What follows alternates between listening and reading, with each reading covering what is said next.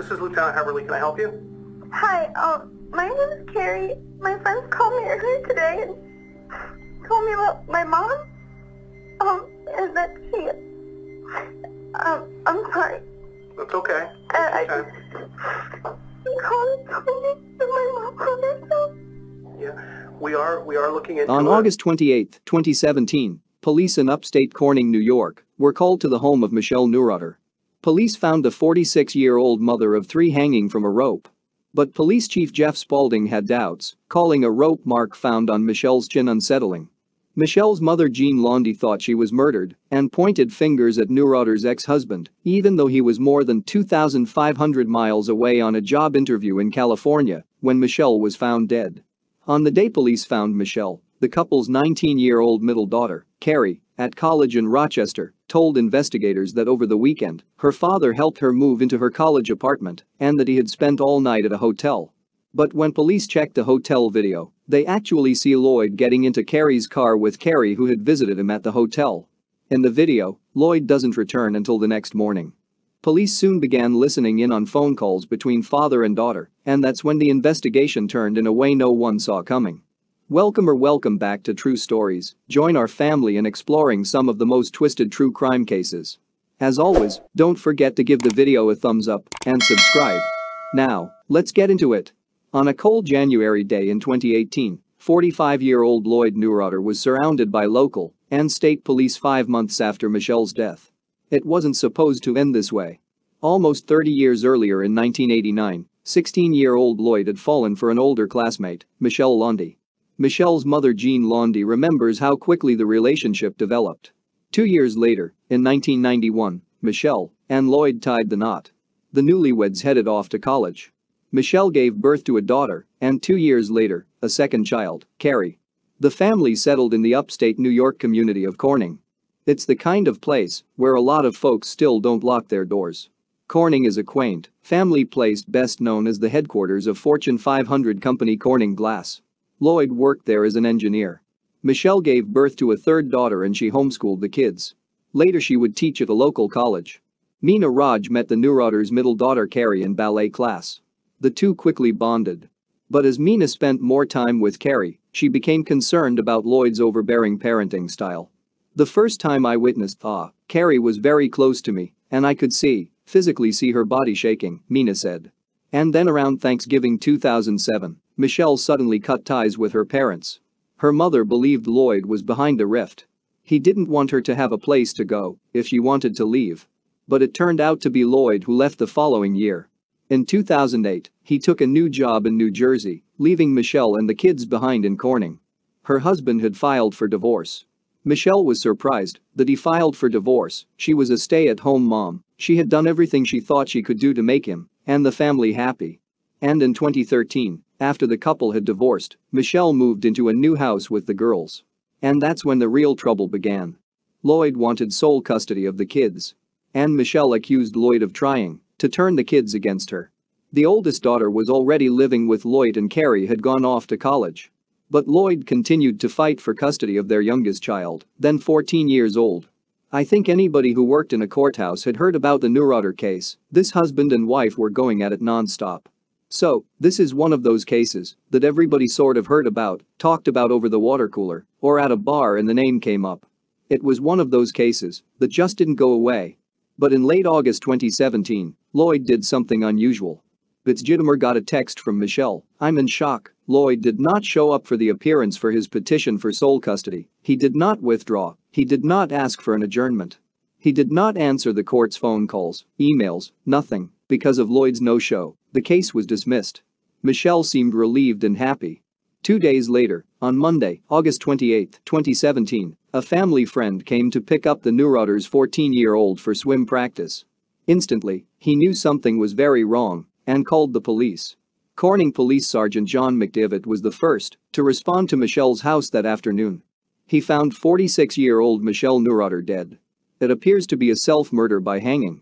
But Corning Police Chief Jeff Spaulding wasn't so sure. What's more, Michelle's youngest child, the 14-year-old at the heart of the custody battle and who was supposed to be picked up for swim practice, was nowhere to be found. In the hours after police arrived at Michelle Neurauter's home, a frantic search was on. Lieutenant Jeff Heverly couldn't find her 14-year-old daughter anywhere. Later that day, he got a phone call. It was 19-year-old Karrie Neurauter, Michelle's middle child. Karrie told the officer that her younger sister was safe. She was nearly 100 miles away with Karrie in Rochester, New York. Karrie then told Heverly how it happened. She had driven back to Corning late Saturday night to spend one last night in her bedroom at home. Karrie said her mother raged at her, accusing her of taking her father's side in their family court battles. Karrie says she decided to leave, taking her younger sister with her. She claimed that she was concerned for her younger sister, so she had taken her outside, put her in the car, and then had driven her to Rochester. My mom, is that she, I'm sorry. That's okay. I'm calling my mom herself. Yeah, we are looking into it. And still with you now? Yeah, she's in my apartment. While police were relieved that Michelle's youngest was safe, Karrie's story didn't really make sense. Why would Michelle be so upset on the same day she had been celebrating her court victory? Those who knew Michelle best couldn't believe she'd take her own life. While it appeared Michelle had hanged herself, there was that odd ligature mark on her chin. As police awaited the results of the autopsy. But the medical examiner's conclusion surprised them. Michelle's mother didn't need an autopsy to tell her what happened. She immediately thought murder, and one name came to mind.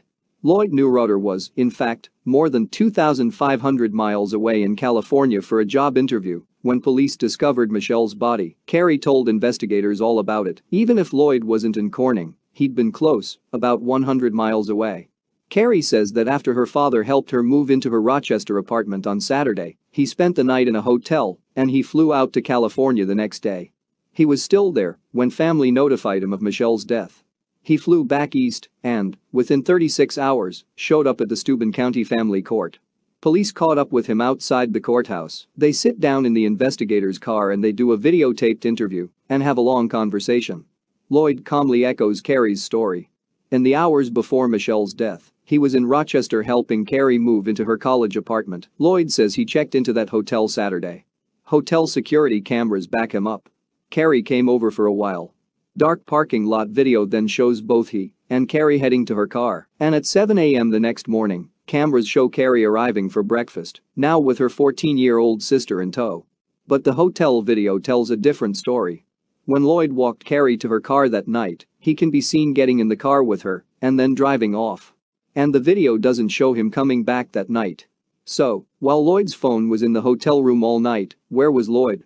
Investigators had to wonder, especially when they looked at the hotel video from the next morning. Police were now certain Lloyd was lying to them. They dug deeper, looking for a motive. Baker says after Michelle's death, Lloyd tried to collect on Michelle's life insurance for a payout of $260,000. They suspected Lloyd killed Michelle and Karrie might be covering for him. In fall 2017, a little over 2 months after Michelle Neurauter's death, Corning police began listening in on Lloyd and Karrie Neurauter's phone calls. This had happened at the end of August, beginning of September. So, it had been 2 months, and there wasn't a lot that was being said. So, in order to kind of refresh things, we did what was called tickle the wire. Tickle the wire. It's a ruse familiar to cops working drug cases. An investigator calls Karrie saying they have more questions. After hanging up with police, Karrie quickly calls her father, saying, "What do I do?" ND Lloyd says, "Oh, it's probably just form, don't worry about it." Hi, sweetie. Hey, so I just got off the phone with officer whatever from the Corning Police Department. He called, he's like, oh, I just like to meet with people face to face as well. Police are clearly suspicious. I'd like you to not do that if you can avoid it. Tell him I'm sorry. I got a counseling appointment back in New Jersey tonight. I got to get to my counseling appointment. Tell him this has been really hard on me. Yeah. But with that undetermined official autopsy holding the case back, the DA asked a private forensic pathologist to take a new look and confirm finally whether Michelle was murdered. There was no body for him to examine because Lloyd had Michelle's remains cremated. But the pathologist saw that rope mark on Michelle's chin and petechial hemorrhaging in her eyes. Michelle Neurauter was strangled to death. Police headed out to confront Lloyd and Karrie. On January 24, 2018, 5 months after Michelle's death, 2 investigators showed up at Lloyd's office in New Jersey. At the same time, a pair of state police troopers find Karrie at her college internship in Syracuse, New York. Investigators break the news to Lloyd. Lloyd appeared confident in his innocence. 200 miles away in Syracuse, Karrie was anything but. There it was. In barely a whisper, on a police audio recording, Karrie admits her father went to her mother's house with her that night. And she helped him get in undetected. She was at the top of the stairs, so she saw my Lloyd come in, and then they started arguing, so he went upstairs. And they were arguing in her room. Karrie said her mother stopped yelling, and it suddenly got very quiet. At first, she tells New York State Police she didn't know why. But then she admits, "I saw my mom, I just left her there." Investigators then took Karrie to a police station. They wanted the whole story on video. She says her father came to her a week before the murder. Lloyd gave Karrie an unfathomable ultimatum. Like that he was gonna kill himself.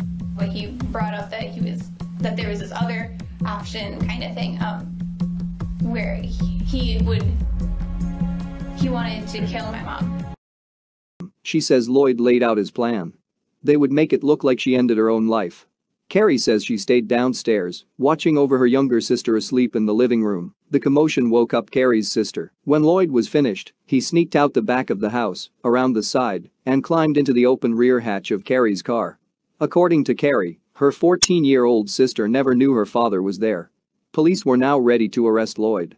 The only problem, he never showed up for that polygraph test. He had disappeared. They managed to trace it to a municipal parking structure.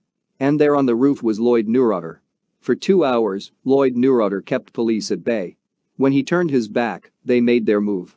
Lloyd was arrested and charged with first-degree murder of his ex-wife Michelle Neurauter.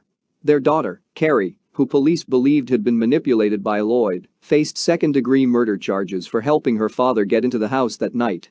The DA says Karrie felt she had no choice but to choose her father over her mother. They re-examined by the state police, looking for touch DNA. When we got done, what we found was Lloyd's DNA had contact with Michelle's clothing, the pajamas she was wearing the night she was murdered. Prosecutors gave Lloyd the damning news and a final opportunity to come clean. He decided to plead guilty. Lloyd fulfilled his end of the plea deal, admitting he planned and carried out the homicide and that he manipulated Karrie into helping him. "Please, Your Honor, give him life without parole," Michelle's mother told the judge. And that's exactly what the judge would do. Karrie Neurauter was sentenced 1 to 3 years in a state prison. It was a huge relief to Londi, who plans to tell her and her 2 sisters all about Michelle and just how much she loved them. We've come to the end, thank you for watching. Don't forget to give the video a thumbs up and subscribe. Till next time.